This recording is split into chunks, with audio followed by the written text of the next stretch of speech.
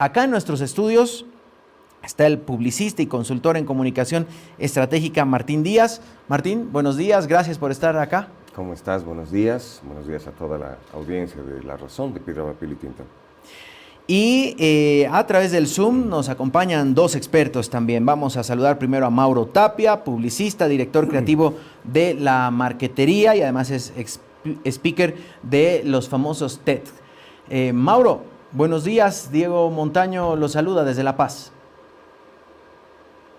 ¿Cómo están? A toda la gente de la comunidad de La Razón, es un gusto estar acá.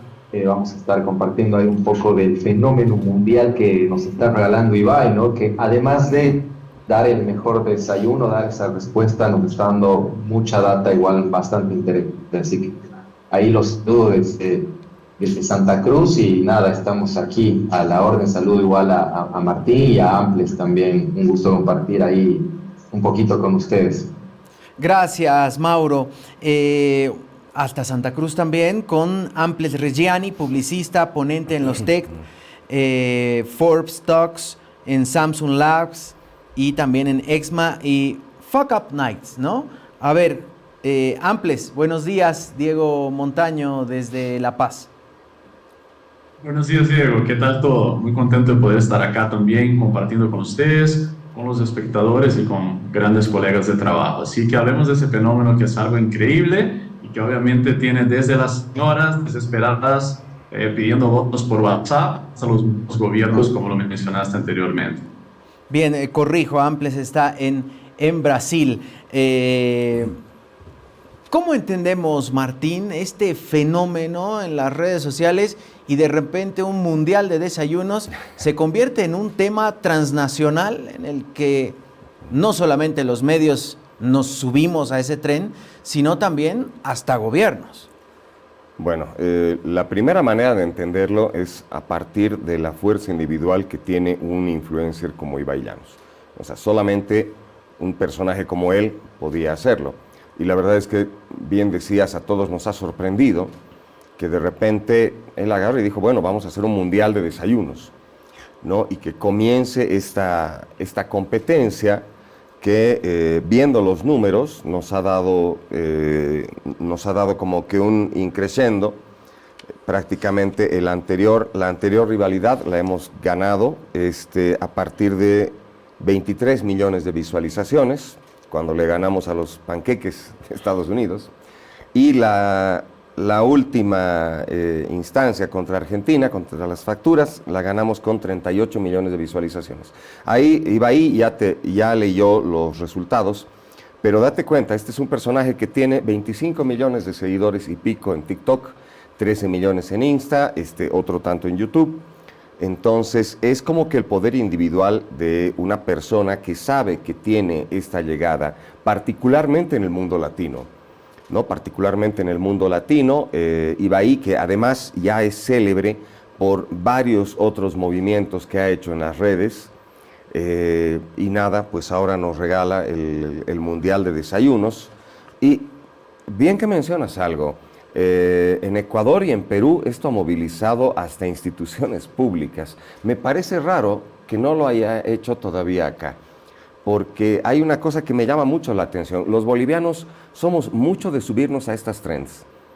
Te recuerdo que así también es como hemos logrado, por ejemplo, que La Paz sea nombrada Ciudad Maravilla, a partir de una votación en Internet, ¿no? Entonces, tal vez estábamos demasiado ocupados con los fenómenos políticos que estamos atestiguando en estos momentos, pero de repente surge este tema y la verdad es que a lo mejor no hay que descartar que todavía alguna autoridad pública vaya a promocionar la votación del siguiente rival, porque creo que no recuerdo si nos toca Venezuela o Colombia.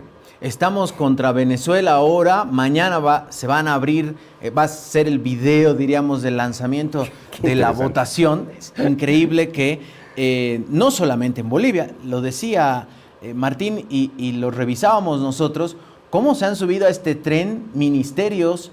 La página de la presidencia de Perú ha publicado el link para que peruanas, peruanos y simpatizantes de sus desayunos vayan a votar a favor de esto. Porque el récord de votaciones en Perú Perú, Ecuador era ampliamente, 8 millones 700 mil Tremendo. uno y 8 millones 400 mil el otro. Ya quisiera alguien tener semejante cantidad de votos. Mauro, decía Martín que en Bolivia nos subimos bastante a estos trenes de los trends, decía. ¿Será que vamos a, diríamos, arrancar de una manera más fuerte con estos trends?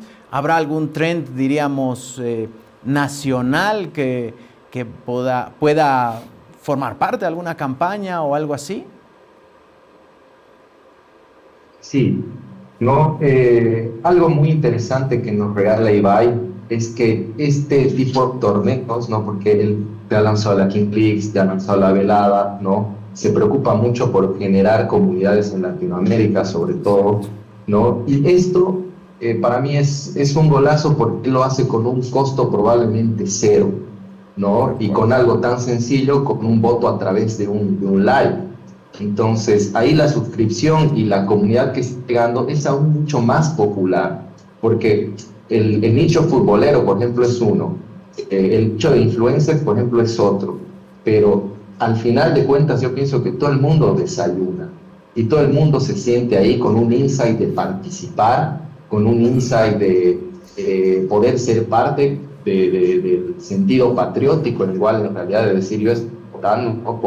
por mi país, yo estoy votando mi país, y lo que se viene para Bolivia y sobre todo tal vez para todos los países de Latinoamérica, es decir, ¿qué es lo siguiente que va a hacer Ibai, ¿no? La siguiente nos lanzará el mejor almuerzo, este ya se está volviendo un contenido ultra compartible, ¿no? El mejor refresco, la mejor bebida, el mejor plato de media mañana, la mejor cena, ¿no? Entonces ahí ya se está generando un contenido, yo pienso, al futuro, y seguramente esto puede tomar acciones, como decía Martín, pues seguramente las marcas tal vez tomen en algún momento, ¿no? Como el Festival de la Salteña, semifinalista a nivel mundial en el torneo de Ibai. Entonces esto tiene como que muchas connotaciones a futuro, veo yo, ¿no?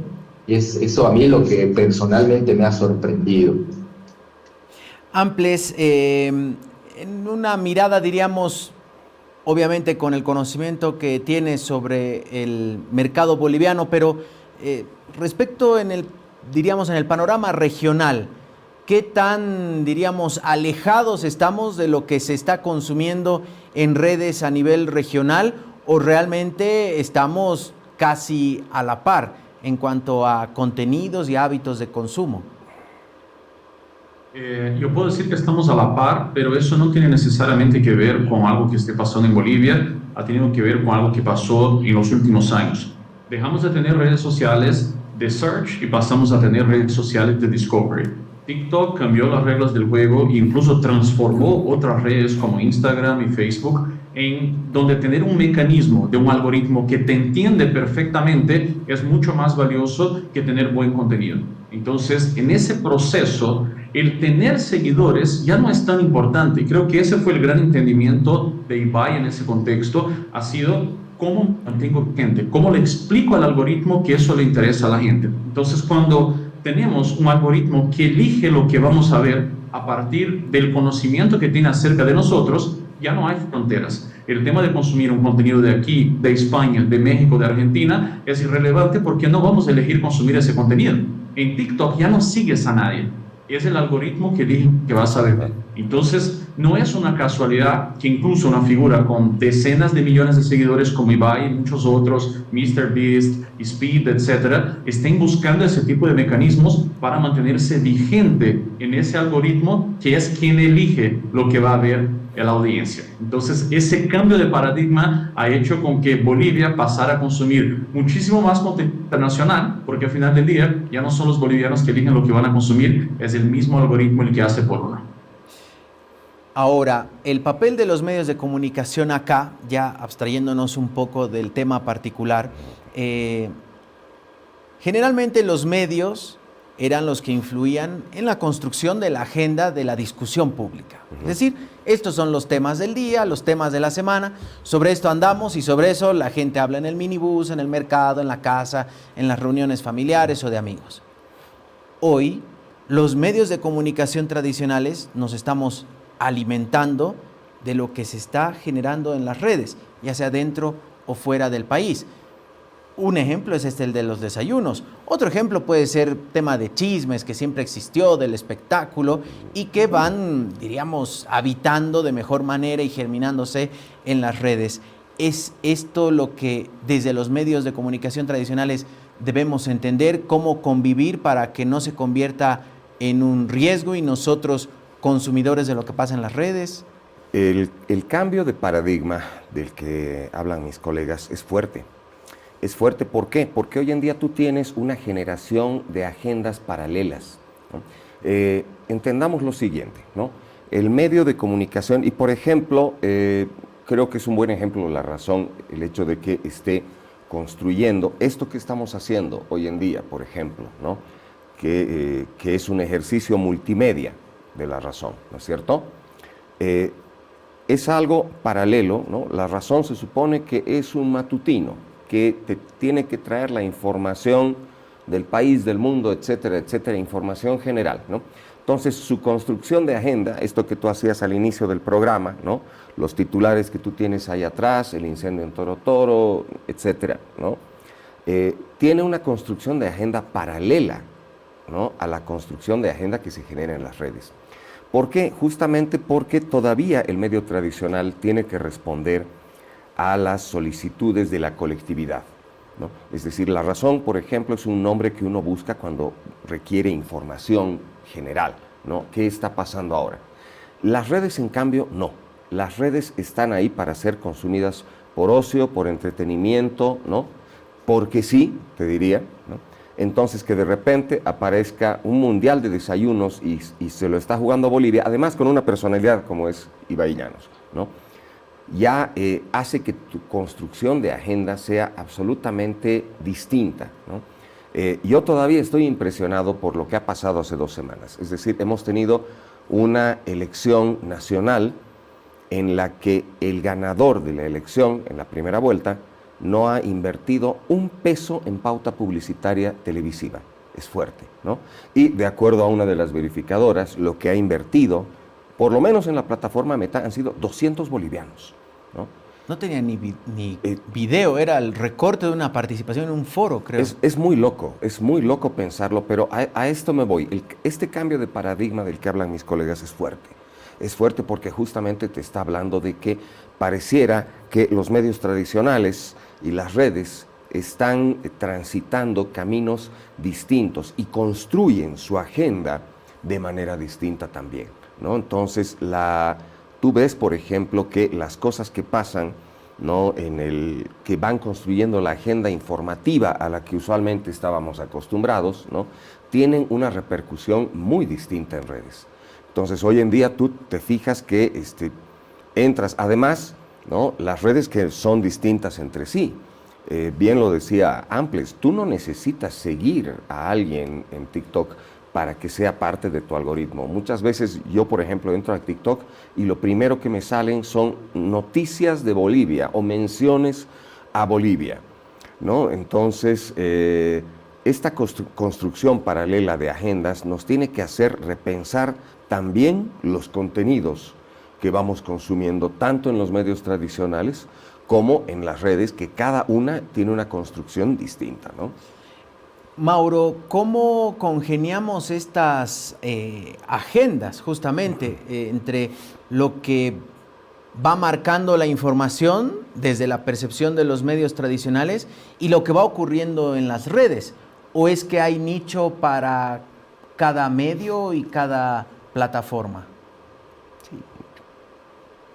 Yo creo que hay que tener una participación activa con los contextos en realidad digitales, ¿no? Algo muy interesante, por ejemplo, hace muy poco con el señor Plex, ¿no? Que hizo su vuelta al mundo a través de 80 días y bueno, todos los países como que duplicó su manera de suscripción en YouTube y se volvió uno de los youtubers más importantes a nivel mundial.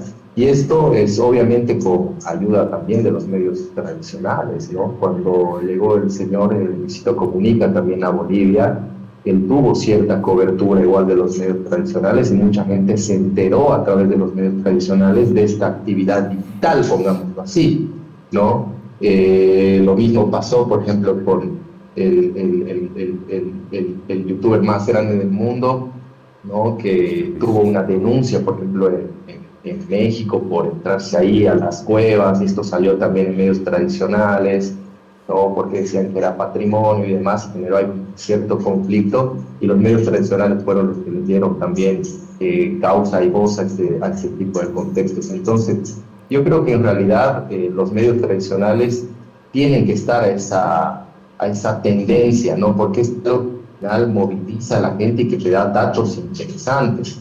Hoy con el Mundial de Desayunos vemos, por ejemplo, que más allá de cuál es el mejor desayuno o el desayuno que vaya a ganar, es saber también qué país se ha movilizado más rápido, qué país se sube más rápido a la tendencia, qué país se puede unir en una sola causa y participar de algo más grande, y todo de manera digital, porque los votos son digitales, ¿no? Entonces la cantidad de votos, por ejemplo, que hemos visto igual nos da datos interesantes de qué personas están siguiendo este tipo de contenido y qué personas se están enterando de esta actividad a través de qué medios también, ¿no?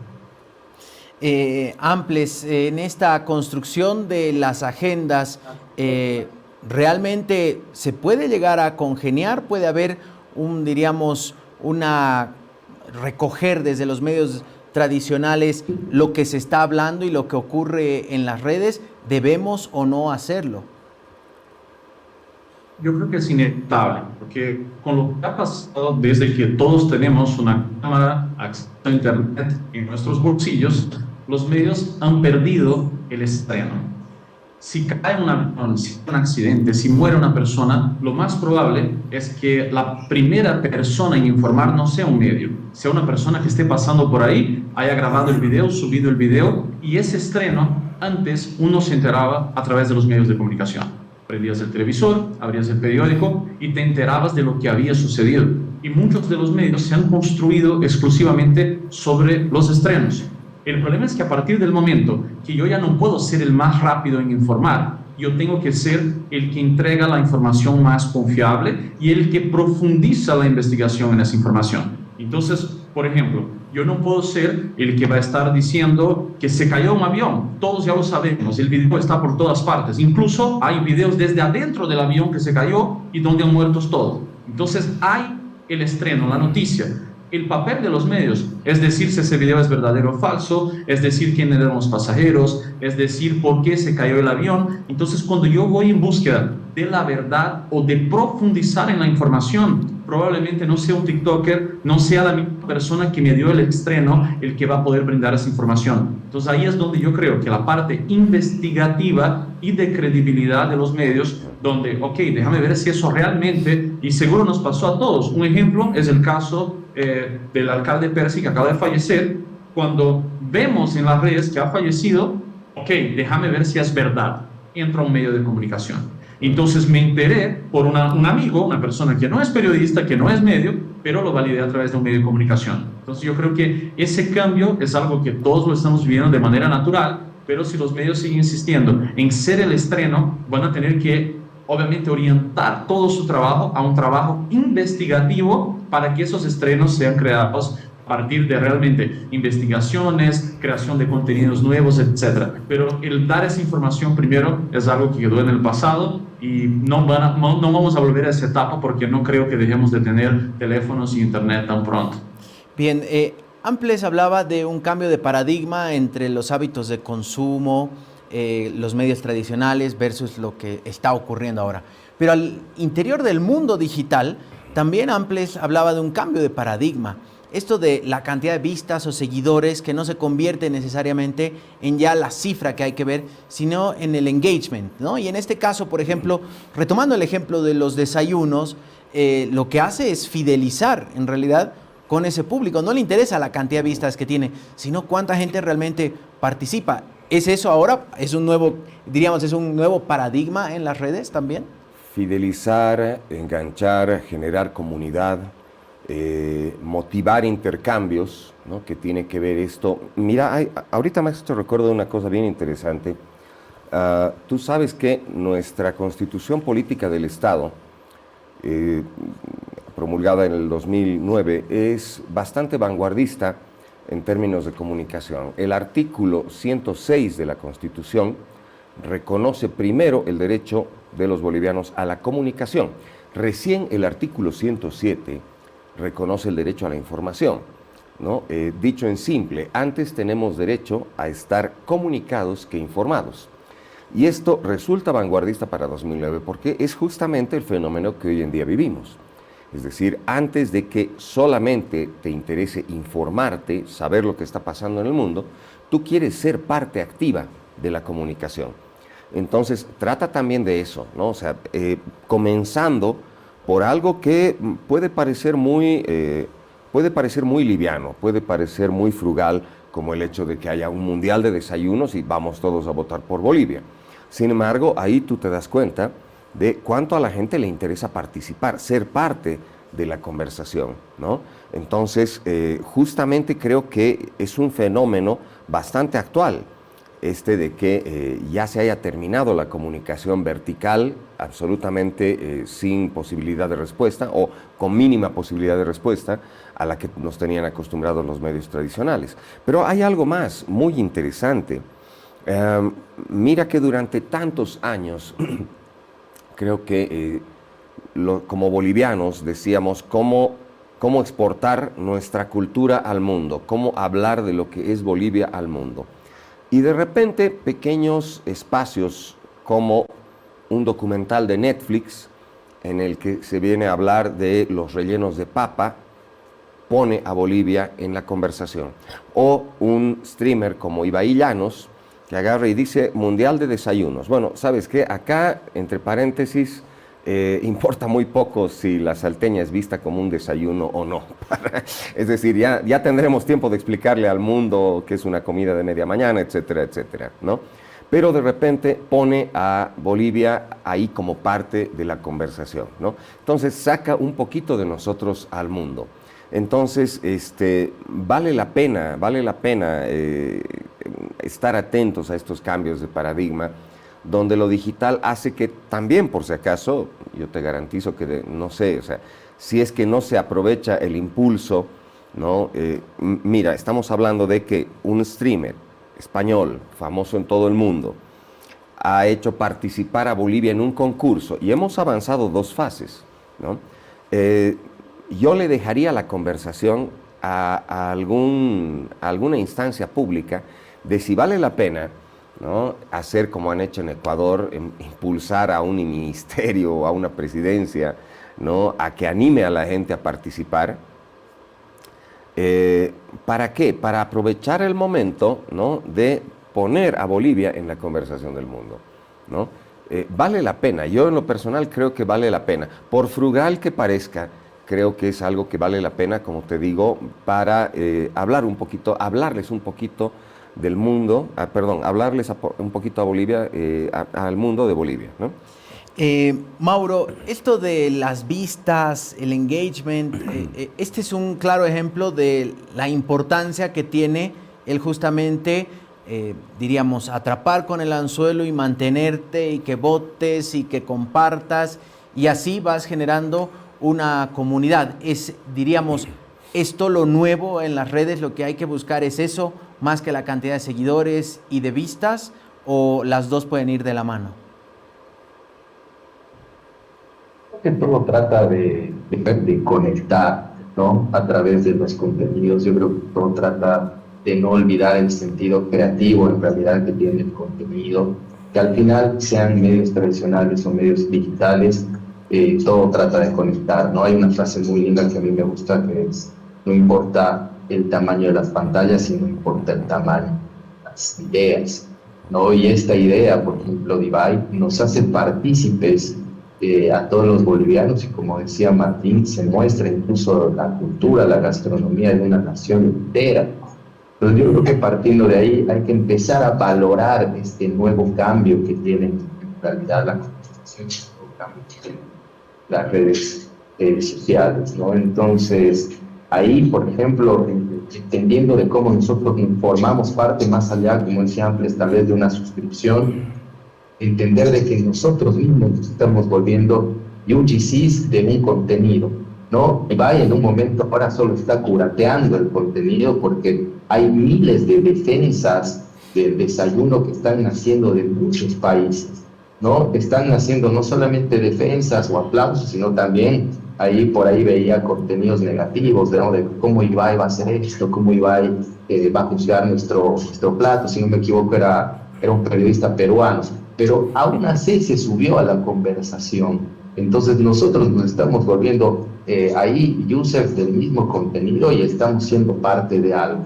Entonces yo creo que más allá sí tal vez de una cifra, nos estamos dando cuenta de cómo funciona en realidad la comunicación y qué tan creativa puede llegar a ser, cómo esa idea puede llegar a nosotros a través de no olvidar lo más básico de la comunicación clásica, ¿no? El mensaje se hace efectivo en la persona que está escuchando.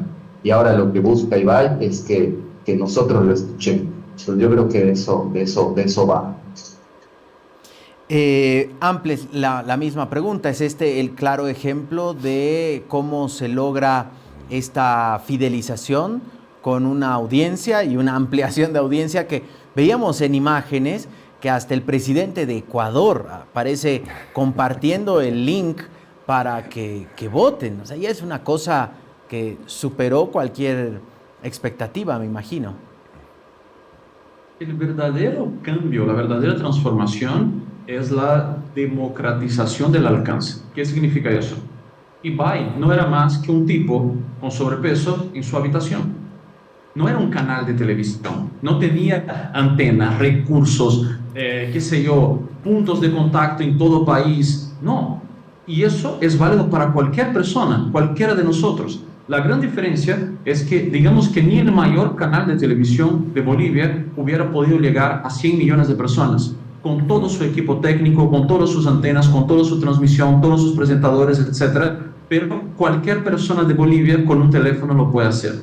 Entonces, cuando llegamos en un momento donde tú ya no tienes que tener 100 millones de seguidores para llegar a 100 millones de personas, es cuando el mundo se transforma completamente, porque puedes llegar a ser tan importante y tan relevante cuanto cualquier canal de televisión. Entonces, es obvio que los medios, que los periodistas, que los presidentes, que diferentes personas van a sumarse a esa conversación, porque esa conversación hoy tiene un alcance que son de centenas de millones de personas.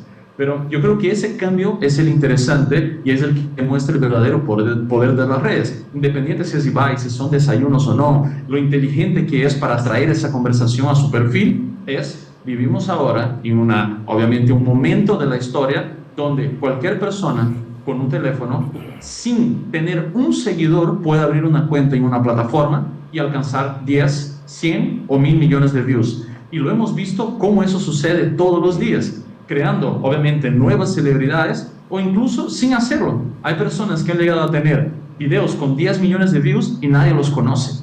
Entonces estamos en ese momento de transición donde hay personas famosas que no tienen views, personas que no son famosas y tienen muchos views y personas que han logrado volverse famosas a través de esos views. Entonces yo creo que el caso de Ibai y del desayuno es algo que no será un fenómeno aislado, sino una cosa que vamos a ver con cada vez más frecuencia, personas desconocidas o conocidas rompiendo barreras de centenas de millones de views, sobre todo con la llegada de nuevas tecnologías. Por ejemplo, hoy Meta ya tiene implementado con muchos creadores la traducción automática de voz. Entonces, si antes yo tenía una barrera de idioma y me gustaría consumir un contenido en inglés, pero no lo podía hacer, ahora están traduciendo automáticamente el doblaje de la voz con el mismo tono, la misma persona de manera automática, sin que te des cuenta. Entonces, imagínense que la última frontera que había, la frontera de los idiomas, ya dejó de existir. Entonces, vamos a comenzar a ver con cada vez más frecuencia esos tipos de fenómenos que estamos viendo ahora. Fenómenos como, por ejemplo, en Bolivia, Albertina, ¿no? Que se convirtió realmente en un ejemplo, diríamos, una explosión en las redes sociales, y a partir de personajes que se fueron, diríamos, creando o apareciendo en las redes, después ya aterrizó la idea, que fue un boom En España hace unos 4 o 5 años, en la Argentina hace 2, 3 años empieza este boom de los streamings, ¿no? Los canales de streaming, que también en Bolivia ya hay algunos ejemplos, sobre todo en Santa Cruz, Martín. Totalmente. Además, hay algo muy interesante. Tu pregunta anterior, y yo la engancho acá, que tiene que ver con el engagement, ¿no? El engagement puede ser algo muy del momento. Es decir, tú tienes en este momento un canal, hace un momento tú comenzabas la transmisión diciendo estamos en Facebook, estamos en Twitch, en YouTube, etcétera, ¿no? Y seguramente ahorita debes tener un nivel de interacciones, ¿no? De likes, de comentarios. Pero además hay algo muy interesante. ¿Cómo calan estos fenómenos en la cultura? ¿Cómo construyen culturas? Y sí, es verdad, ¿no? Lo que decía Amples, tú puedes tener millones de visualizaciones, pero tu canal eventualmente puede pasar como irrelevante. Y te voy a poner un ejemplo un poquito jalado desde los medios tradicionales. Avatar, una de las películas, ha terminado, Avatar y su secuela, como 2 de las películas más taquilleras de la historia. ¿Sí? O sea, tú ves los datos y Avatar y su secuela son 2 de las películas, están en el top 10 de las más taquilleras de la historia. Sin embargo, no han calado culturalmente. Y ahorita te pregunto, por ejemplo, dime los nombres de los 2 protagonistas de Avatar. No, ya me agarraste. ¿Me entiendes? Algo totalmente distinto a lo que ocurre con fenómenos narrativos como Harry Potter, Star Wars o El Señor de los Anillos, ¿no? Entonces, también acá estás midiendo el nivel que puede tener cada narrativa de calar en la cultura, porque lo que nos trae Bahí es una narrativa, ¿no? Él tiene un storytelling desde el momento en que él agarra y dice, bueno, a ver, vamos a hacer algo interesante, el Mundial de Desayunos, ¿no? Y está llevando esta historia, ¿no? Está llevando esta historia y está buenísimo, es decir, nos enfrentamos a, otra vez era Venezuela. Venezuela. Nos enfrentamos a Venezuela, supongo que serán las arepas, ¿no? Entonces, es una empanada de carne mecheada con martín y algo así. Ok, entonces va a estar interesante hacer el seguimiento de esta historia. Lo que está haciendo Ibai es subirnos a su historia, no solamente mostrárnosla, ¿entiendes? Nos está haciendo partícipes de la historia porque mañana va a agarrar y va a decir semifinal, Venezuela contra Bolivia. Y vas a tener a la gente de ambos países y del resto del mundo votando por su comida favorita. Entonces, esto es un storytelling contemporáneo a tope, ¿no? A tope porque justamente te está hablando de una historia de la que te están invitando a formar parte. En lo nuestro, lo que arrancábamos un poquito, Mauro, tenemos ejemplos ya de, diríamos, la conformación de estas figuras a nivel local, de streamers más bien, que a través de las redes y con sus videos se van haciendo famosos. Otros potenciaron de repente algún tipo de carrera que tenían en la comedia o en los medios tradicionales. Ya diríamos que nos estamos subiendo al tren y quienes no lo hacemos, ¿nos va a dejar o no, Mauro? Sí, claro que sí. De hecho, de ahí aportando un poquito a lo que decía Martín, que me parece muy interesante, es como si bien van a nacer, igual como decía antes, los administradores, muchas nuevas ideas, a la democratización de la comunicación, de la tecnología, del tema digital está cada vez más patente. ¿Cómo siento yo, va a volver a importar el tema creativo? El tema de tener una historia, el tema de tener identidad. Hay, por ejemplo, otro ejemplo, hay como ponía Martín, hay hooks, ¿no? O hay videos en TikTok que tienen millones de vistas, ¿no? Millones de vistas, y ahí nosotros como marcas incluso queremos subirnos a estos hooks, queremos ganar esa viralidad, pero al final yo le pregunto así, este bailecito, dime 3 marcas bolivianas que te acuerdes que ha hecho el bailecito. Y nadie se acuerda, ¿no? Porque muchas veces como marcas, como usuarios, como creadores de contenido, nos estamos preocupando por lo viral, pero no por lo vital. Y lo vital es la creatividad, tener tu propia historia, poder conectar con la gente, es poder ser memorable, es poder tener un concepto, ¿no? Entonces, así como es fácil, ahora pienso hacer comunicación, crearte un perfil ahí con el celular y meterle pila, igual es difícil tener una voz propia, ¿no? Es poder tener esta dinámica, por ejemplo, que lo ha hecho Ibai, lo ha hecho por supuesto muchísimo tiempo, 8 años de carrera, ¿no? Haciendo este tipo de ideas como un showman. Entonces, yo creo que a los bolivianos, a muchos les está yendo muy bien, nos puede ir mejor y seguramente a través de esa búsqueda creativa va a ser el camino. Amples, hablábamos de esta idea que por supuesto en España y en Argentina y en el vecindario han proliferado los canales de streaming. En Bolivia también ya hay algunos ejemplos, sobre todo en Santa Cruz. Tú participaste en la construcción justamente de uno de ellos. No sé, me corrige si es el primer canal de streaming en Bolivia, que es iLife, que actualmente tiene su comunidad, han crecido bastante, tienen una cercanía incluso con otros canales de streaming de la Argentina, por ejemplo. No sé si nos puedes comentar un poco sobre esta experiencia y de qué manera esto ya es el presente de prácticamente el consumo multimedia en Bolivia. Definitivamente, esa sería como que la diferencia entre lo que mencionaban Mauro y que mencionaba Tincho, que es crear contenido de manera sostenida.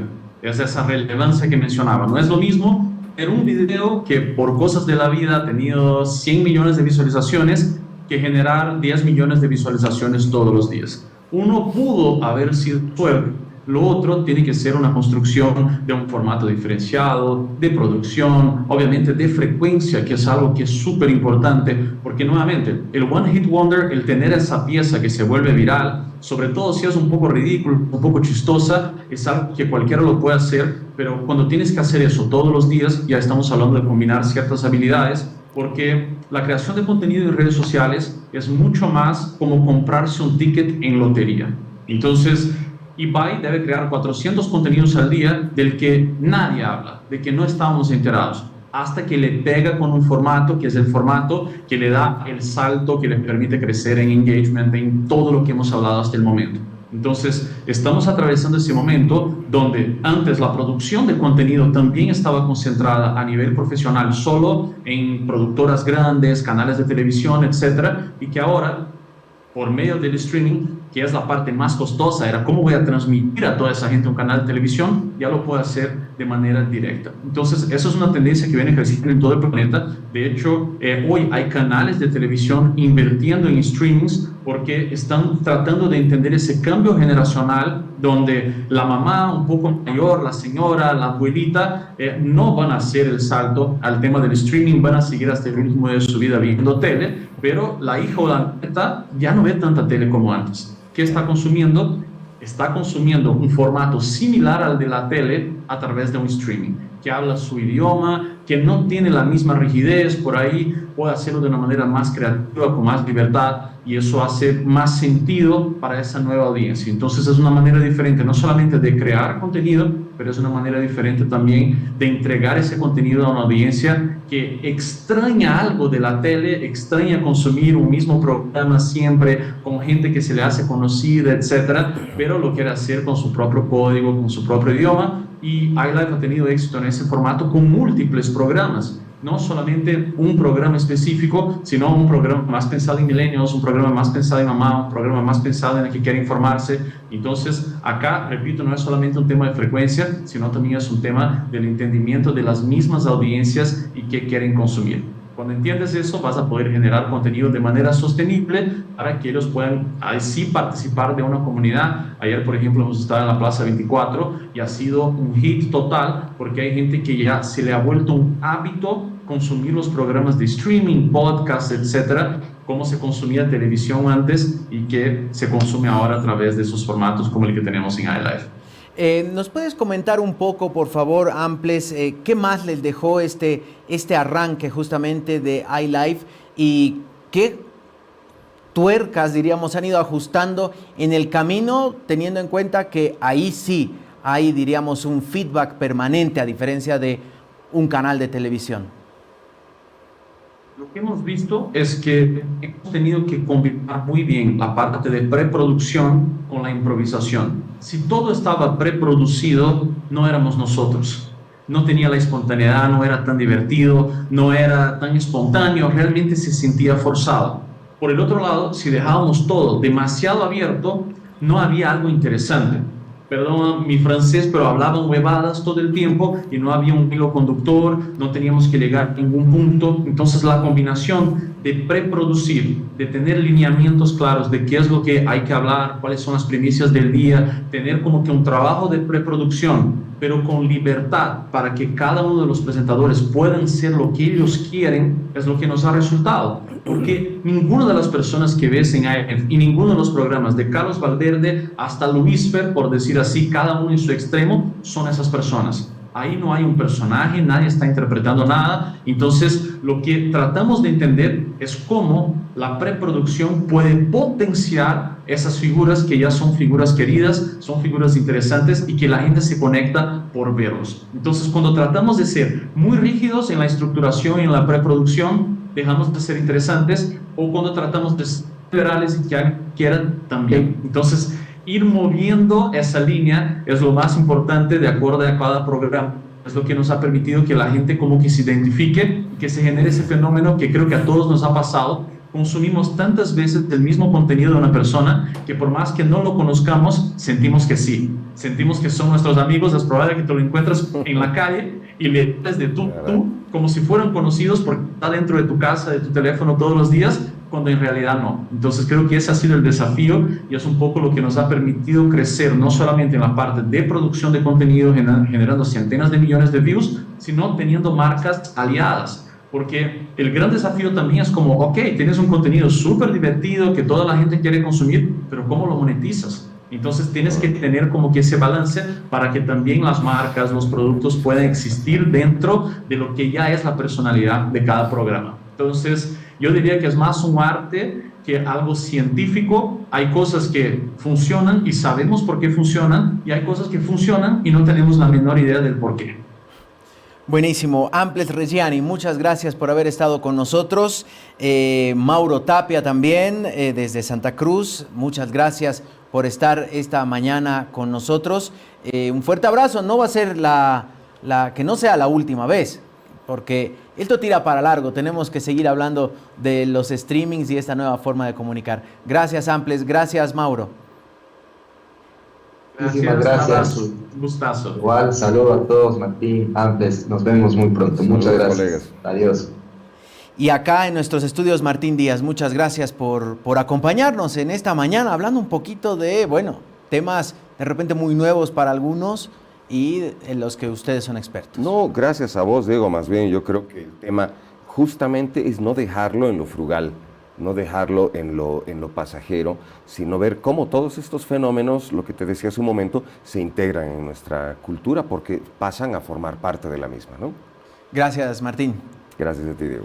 Hoy estuvimos hablando un poco de este Mundial de Desayunos, al que mañana estaremos nuevamente convocados y convocadas a votar, esta vez contra Venezuela, y también aprovechando para hablar de la comunicación en este tiempo digital, de qué manera los medios nos subimos o no a este carro, de qué manera los streamers, las figuras, los influencers se convierten en aquel jet set soñado muchas veces que era difícil construir en este país, y ahora tal vez estamos justamente en los inicios de aquel jet set.